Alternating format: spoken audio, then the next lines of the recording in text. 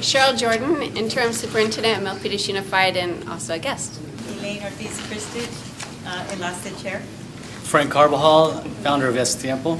Isaac Pichardo, Executive Director of the Santa Clara County Republican Party and Events Chairman for La Raza Roundtable. Mike Kim, Captain, San Jose Police Department, and I oversee the Foothill Division. Dr. Consuelo Rodriguez, born and raised San Jose, and led the walkouts here in San Jose from Roosevelt Junior High School, and retired from San Jose State University. Patty Cortese, Eastside Union High School Board. Frank Espinosa, I'm a faculty member with the Enlace Coordinating Committee at Evergreen Valley College. Curtis Jacobson, San Jose Fire Chief. Johnny Camas, San Jose City Council, District 10. Kimberly Dapia, President of the Enlace Student Association.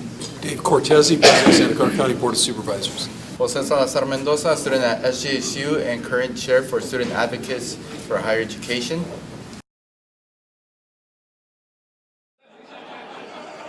So I'm really glad to be here. For those of you does everybody know what's not Cisco Foods, by the way, CISCO Systems. When I first met my now father-in-law, he was so happy that I worked for CISCO. And he goes, oh yeah, the food company. And I'm like, are you the driver? I'm like, no, I work for a different company. It's called CISCO Systems. It's a technology company. And if you don't know, CISCO Systems is the largest private companies, the largest employer in San Jose by a long shot. And we started our company in about 1984, and we've been in Silicon Valley here, right over here off Tasman. It's actually depends on where you're standing on the street. You could stand in Milpitas, you could stand in San Jose, or you could stand in Santa Clara. But our address is in San Jose, just so you know. But I'll tell you a little bit about, I guess, what I'll do is tell you a little bit about my journey. Here says, I'm the Chief Information Officer of CISCO. And what does that mean? When I told my mom that, she was like, okay, there's casi presidente. And I'm like, no, I'm not the president. I'm the CIO, which means that I run all of the technology inside of our company. And that means that it's actually $50 billion now, so that is a little bit older. It's $50 billion of CISCO of business that we do on a global basis that I'm responsible for every single year. And so how did I manage that? I come from, as you heard, I'm a Denver Bronco fan.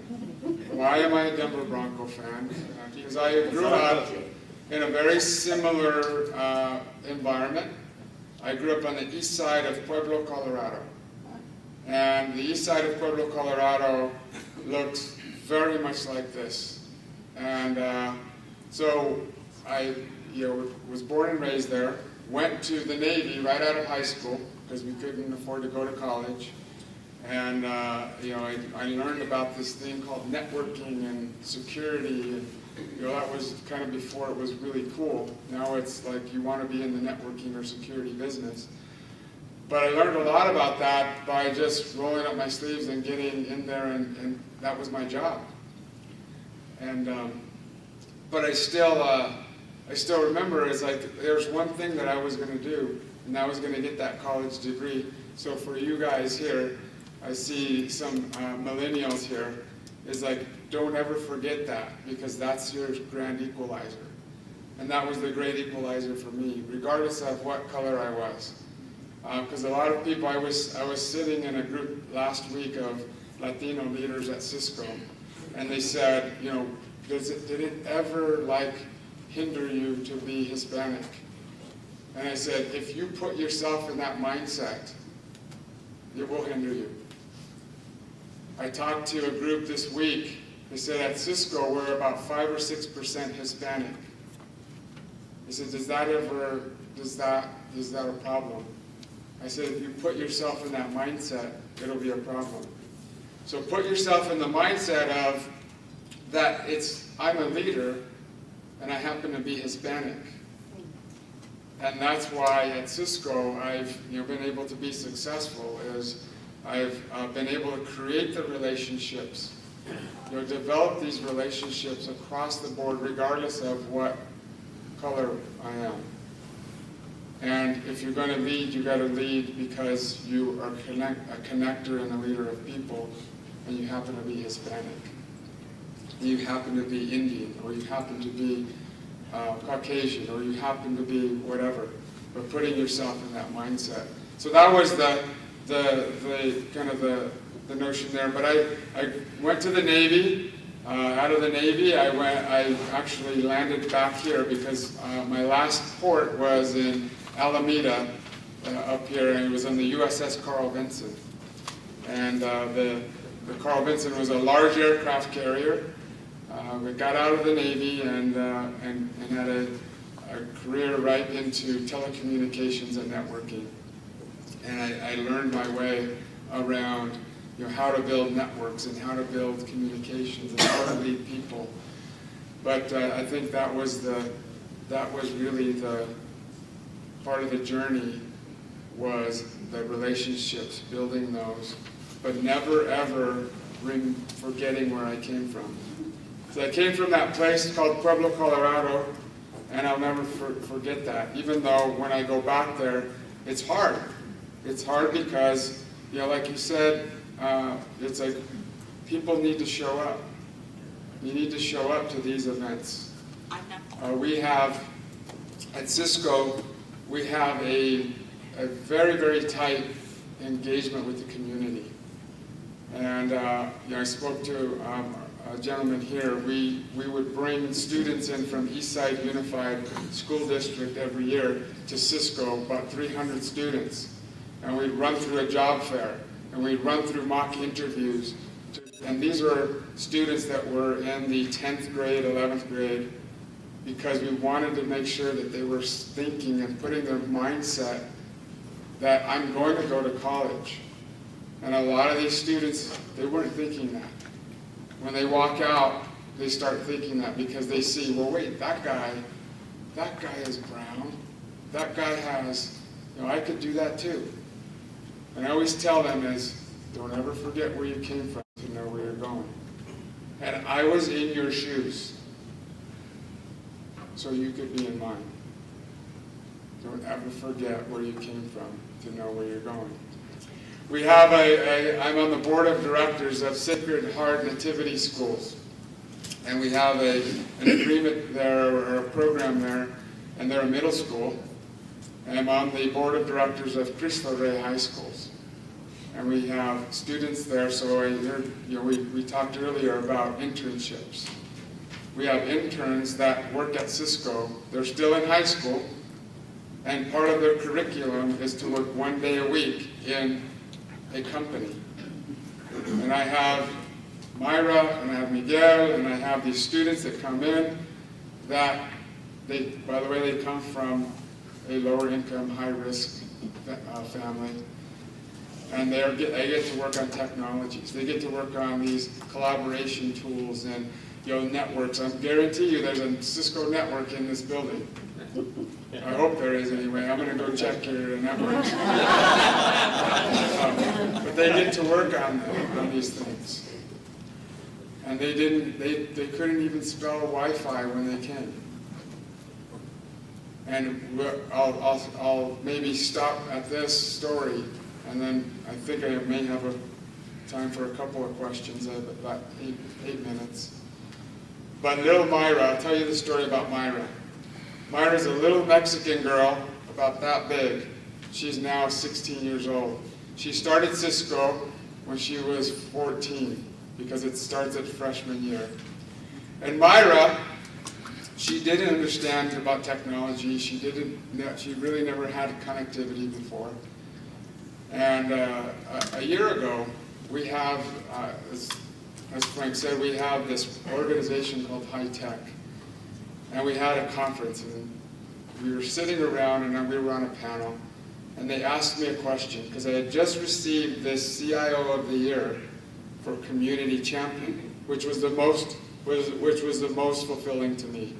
Because I could get CIO for technology, but it was the Community Champion is that person that gives back and goes and connects in the community. But they asked me a question. They said, Guillermo, you just won this thing. Why is it important for CISCO to give back? And I said, well, our vision is to change the way we work, live, play, and learn. But instead of me telling you, let me show you, and the students were in the audience, and I said, Myra, come to the stage. Sit right there. You're the CIO of CISCO Systems. Tell us why it's important.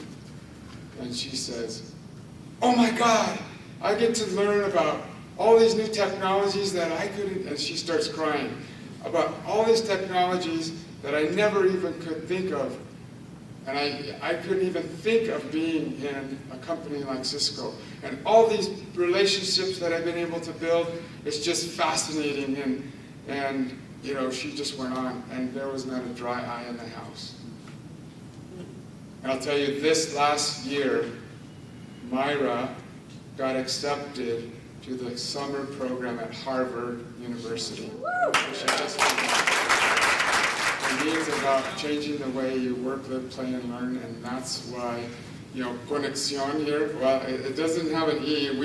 Our CISCO Conexión has an E there, so, but when I walked in, I said, okay, I'm right at home. And, community side, we see a different picture from the technology companies, because we see them helping people around the world, but when it comes to helping people in your own backyard, we don't see that. How do you feel about giving back to the local community? How is that part of your plans going forward? Yeah. So as I said, so we had an agreement with Eastside Unified. We have Latino College Prep, which is in the east side of San Jose. Cristo Rey is in the east side of San Jose. Sacred Heart is in the east side of San Jose. So these, if you will, I'll invite you to CISCO one day. I'll invite any of you to CISCO. And maybe that's what we'll do. We'll have what we call an executive briefing in the Executive Briefing Center, and I'll show you what we do, not just for around the world, but what we're doing in our local community. We can share that with you, because you may not know all of the things that are going on in the community.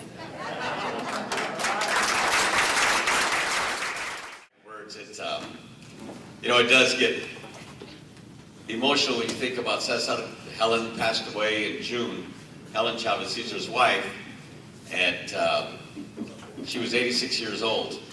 And we had the good fortune of having her here for so long and being able to continue to share with her. But she was the proudest grandmother you could ever imagine about her grandchildren and how they, within their own way, have carried on what Cesar and Helen and Dolores and Richard and so many others began.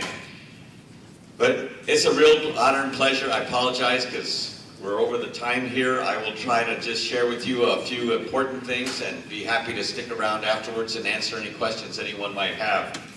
But as David mentioned, we have a lot of roots here, the farm worker movement here in San Jose. When Cesar and his family, they all moved here, his mom, dad, everyone else, and this became the home during the migrant stream that they were a part of and active and engaged in. And in 1952, as the story goes, it was here where Fred Ross Sr. came in contact with Cesar when he was living at the Barrio Sal Si Puede and met him and convinced him to actually get involved in, at that time, community organizing.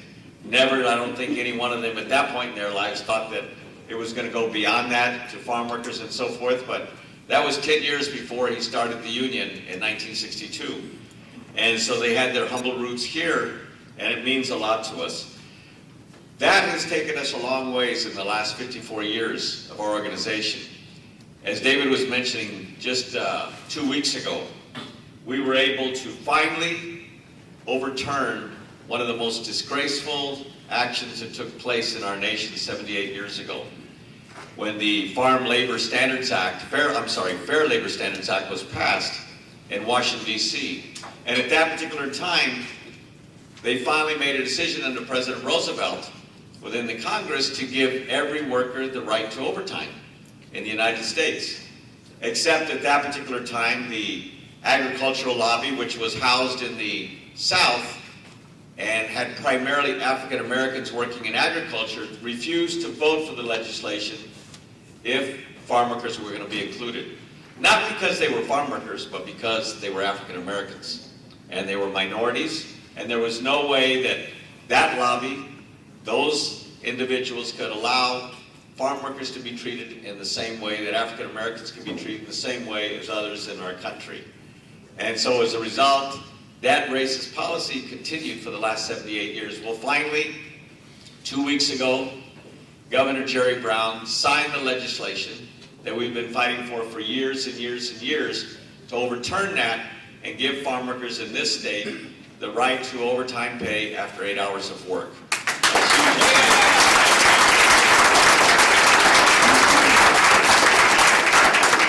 And there was lots of tremendous work, folks here in this city. Of course, your assembly member, Nora Campos, was one of the co-authors of the legislation that was submitted by Assembly Member Lorena Gonzalez, and certainly as well, there was a lot of individuals that came out and supported us, and the marches and the fast and all of the demonstrations and the trips to Sacramento and so forth. The farm workers made tremendous sacrifices in order to be able to bring that about, and we're extremely thankful. Some of the other things that have transpired here recently, just to share with you, one is that on Wednesday night, I believe it was the largest private sector election here in the state, took place at a poultry farm in Livingston, California, here near Merced.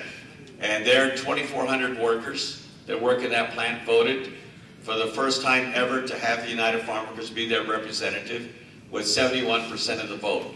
So it was an electrifying victory there that the workers really came together to really bring about that change there. And as a result of that, we'll be beginning working with the workers there at that particular company to bring about the contract as quickly as possible. Another major thing that's transpired throughout the years is heat. The heat illnesses that have taken place in the fields. Those of you that have worked out in the fields, I'm sure at that time, David, you se aguantó. Anybody that worked in the fields, just, you had to deal with the heat. Well, we've seen more and more and more deaths, especially as the climate has changed and become hotter and hotter. I think in the Bakersfield area where we come from there in the San Joaquin Valley, we've had at least 50 days so far this year that have been 100 plus. So if you can begin to imagine trying to work piece rate, climbing the ladders for the tree fruit, or bent over for the strawberries, or bent over for cutting vegetables, or harvesting whatever particular crop that you are, and working piece rate in the wine grapes and the table grapes and so forth, and trying to do that and work 10 hours a day, 6 days a week. The bodies just can't take it. So we had dozens of workers dying as a result of heat stroke there in the fields. And finally, last year we were able to get Governor Jerry Brown to take another positive action with one of the state agencies here, and putting in new heat rules in effect here for the state of California, so that now when the temperatures rise to be 95 degrees, you might see on Highway 5 or driving down 99 or 101 and so forth, you'll see that now there are tarps that are out in the fields to provide shade to workers so that they can go there and rest when they are exhausted or need a break or whatever it might be. And extra water has to be provided, supervisors have to be trained, and in addition, every 2 hours, the workers are given an additional 10-minute break paid for by the employer. So that was a big breakthrough. We're the only one in the country that has those heat regulations established now, but certainly we feel that it's going to save the lives of lots of farm workers and ensure that their health is in the best possible for them to continue to be able to do their work. The other area that was mentioned a little bit earlier today, pesticides. Again, a tremendous problem, but not only for the workers, for our environment and for consumers and so forth. And so one of the issues that farm workers have never been covered by the same pesticide regulations that work for other workers that work with chemicals, toxic chemicals, and so forth. So last year we worked with the President Obama's administration, we worked with the EPA Administrator, Gina McCarthy, and we were able, for the first time ever, and we announced them here in the Stockton area, one of the tomato farms, that farm workers will be given the same protections and the same standards will apply for farm workers that apply for every other worker in the nation that deals with spraying pesticides or deals with mixing pesticides or working around pesticides like the farm workers do. So that we were very excited about the fact that we were able to work with the Obama administration because no other president had been willing to touch that particular issue over the last decades in terms of being able to make that change.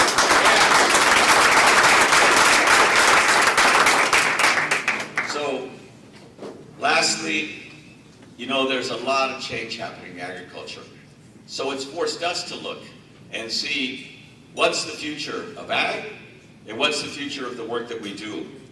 And how do we continue to provide consumers with safe food? How do we continue to provide farm workers with a just and fair working place and conditions and so forth? And so we began to look at this, and we realized that when we first started, the state of California, the U.S., we produced well over 50%, 60%, 65% of the food that we consumed here, not only in the state, but throughout the nation.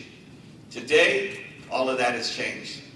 And so more than 50% of our food is imported from other countries. It's become a global agricultural industry. One of the driving forces behind that has been the changes that are taking place in the retail industry here in our country.